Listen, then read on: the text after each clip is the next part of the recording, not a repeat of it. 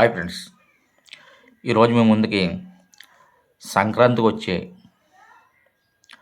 5 సినిమాలు, ఏ సినిమా ఇటువైపు పరుగులు తీస్తుందో, ఏ సినిమా బ్రేక్ ఈవెన్ అవ్వకపోవచ్చు అని ఒకసారి చూద్దాం. 5 సినిమాల్లో 4 సినిమాలు అంటే గట్టిగా ఆడుతున్నాయి థియేటర్లో. జనాలకి 4 సినిమాలు గట్టిగా నచ్చాయి. ఏ సినిమా ఆ సినిమా దగ్గర రన్ అవుతుంది. వాటి సినిమా బడ్జెట్ పెట్టి వాటి థియేటర్లు పెట్టి ఆ విధంగా రన్ అవుతుంది.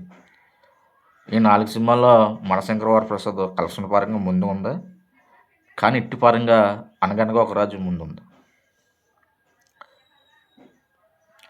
ఒకసారి 5 సినిమాల్లో లైన్గా చూద్దాం ఎంత వచ్చింది ఏంటన్నా. ముందుగా రాజాసాబ్ సినిమా దాదాపు 120 కోట్ల పైగా సినిమా గ్రాస్ షేర్ వచ్చింది.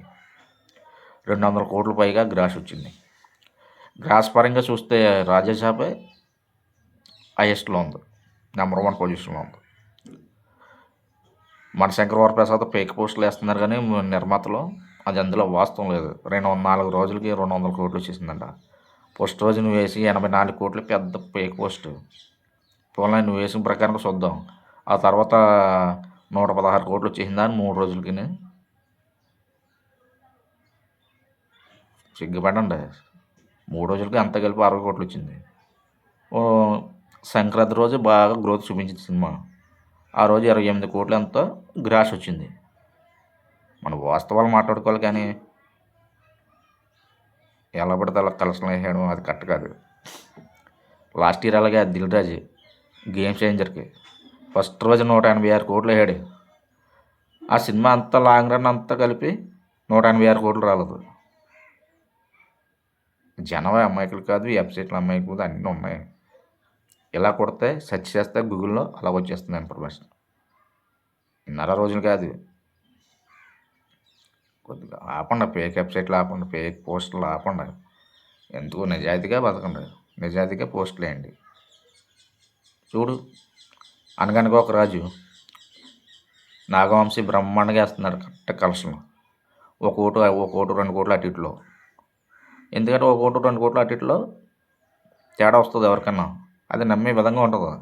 మీరు ఏకంగా ఇప్పుడు తేట పండితులు మనశంకర వరప్రసాద్ 140 కోట్లు 150 కోట్లు చూపిస్తున్నారు.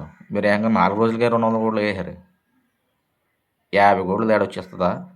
అంతే, అంతలా లెక్క పెట్టలేరంట, అంత డబ్బులు లెక్క పెట్టగలంటే ఉన్నారు. మనం తెలుసుకోవాలి, కొద్దిగా మినిమం కామన్ సెన్స్ ఉండాలి. నేను నమ్ముతారా జనం? అంటే ఈ విధంగా ఎంత కలెక్షన్ వచ్చేసింది, 200 కోట్లు వచ్చింది, 300 కోట్లు వచ్చింది అంటే జనం వచ్చేస్తారన్నా? సినిమా చూడాలనుకుంటే ఎలాగ జనం వస్తారు. ఆల్రెడీ మనశంకర వరప్రసాద్ మౌత్ టాక్ వచ్చేసింది.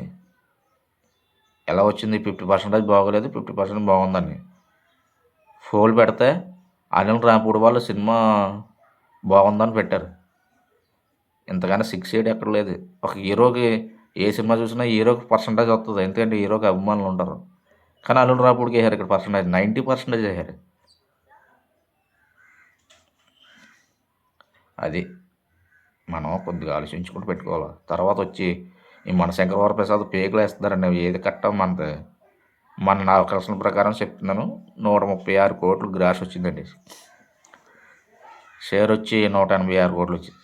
షేర్ వచ్చి 86 కోట్లు వచ్చింది. 86 కోట్లు షేరు, గ్రాస్ వచ్చి 136. ఇది సినిమా ఒక 10 రోజులు అటులో లాంగ్ రన్ పూర్తి చేసుకుంటే సినిమా హిట్ అయ్యే అవకాశాలు ఎక్కువ కనబడుతుంది. కానీ ఇది తెలుగులో మాత్రం చాలా నష్టాలలో ఉంటుందండి సినిమా. ఎందుకు వాస్తవం, తెలుగులో ఇప్పుడు వరకు 50 కోట్లు చిల్లర అటు వచ్చింది షేరు. బ్రేక్ ఈవెన్ 101 కోట్లు, గ్రాస్ వచ్చి 108 కోట్లు, 188 కోట్లు వచ్చింది. ఈ సినిమా ఏంటో ఈ మధ్య ఈ మెగా అభిమానులకి, మెగా హీరోలకి ఓజీ కానీ, పుష్ప కానీ, ఇప్పుడు మనశంకర వరప్రసాద్ కానీ హిట్ వచ్చినా సరే తెలుగులో హిట్ అవుతలేదు. హిట్ టాక్ వచ్చినా సరే అంటే వీళ్ళకి అభిమానులు తగ్గిపోవాలనుకుంటున్నాను నేను, నా అంచనా ప్రకారం.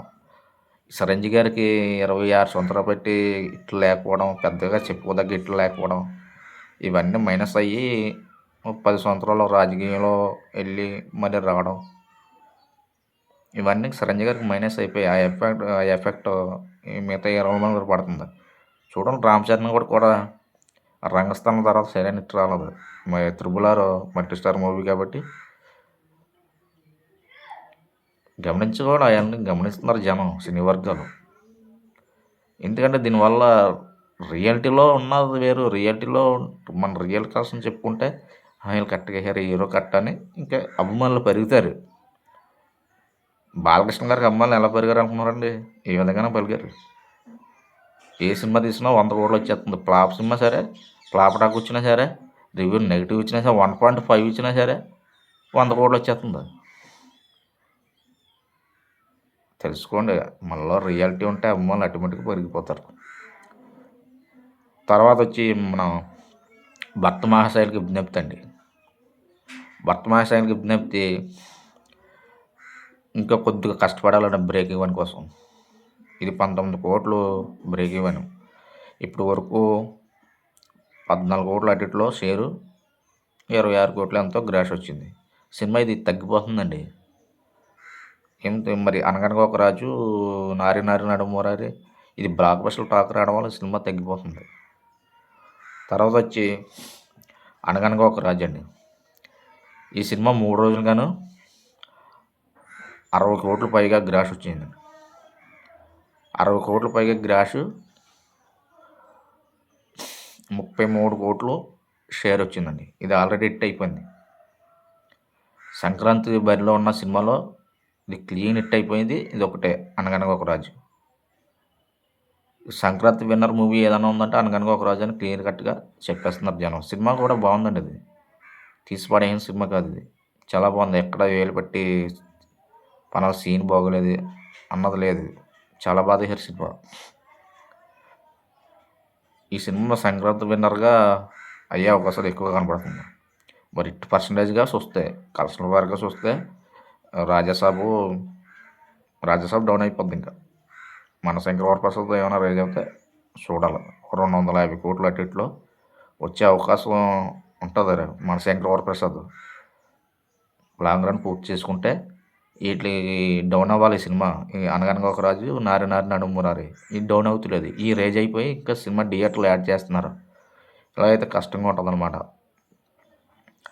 తర్వాత నారి నారి నడుమురారి, ఈ సినిమా కూడా దాదాపు బ్రేక్ ఈవెన్ వైపు పరుగులు తీస్తుందంటండి. ఈ సినిమా నన్ను సక్సెస్ మీట్ పెట్టారు. సక్సెస్ మీట్లో కూడా మంచి హుషారుగా ఉన్నారు. ఈ సినిమా కూడా క్లీన్ హిట్ అయ్యే అవకాశాలు ఎక్కువ కనబడుతున్నాయి. బ్లాక్ బస్టర్ అయ్యే కూడా ఈ సినిమా సోలోగా వచ్చి ఉంటే సినిమా గట్టిగా రెస్పాండ్ వచ్చిందండి. ఈ పోటీలో రావడం వల్ల, థియేటర్ లేకపోవడం వల్ల కొద్ది సినిమాకి దెబ్బ పడింది. అయినా సరే మౌత్ టాక్ బాగుంది కాబట్టి ఈ సినిమా ఇటువైపు పరుగులు తీస్తుంది. పూర్తిగా మన సంక్రాంతి వచ్చే సినిమాల్లో 3 సినిమాలు పూర్తిగా ఇటువైపు పరుగుతున్నాయి. మన శంకర్ వరప్రసాద్, అనగనగా ఒక రోజు ఆల్రెడీ అయిపోయింది. ఈ భర్త మహాశయానికి విజ్ఞప్తి, నారి నారి నడుమురారి, ఈ 3 ఇటువైపు పరుగుతున్నాయి. Thank you very much.